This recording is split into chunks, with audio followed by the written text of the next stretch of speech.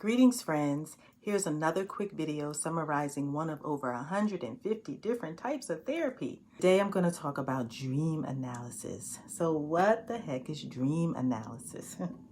Dream analysis is a technique used by some psychotherapists to examine dreams to gain insight into one's emotions, desires, and unresolved conflict. In dream analysis, the therapist helps the client to interpret dream symbols and explore hidden meanings, connecting them to real life experiences. Some people use dream analysis to help understand deep-seated fears and unresolved trauma and sometimes they use it for personal growth. As with all types of therapies, dream analysis does have its limitations. 1, dream interpretation can be subjective. 2, not all dreams are significant. And 3, it may take time to understand recurring patterns. So, as always, remember that this is only an overview. It is not meant to be a substitute for mental health therapy, medical treatment, or diagnoses.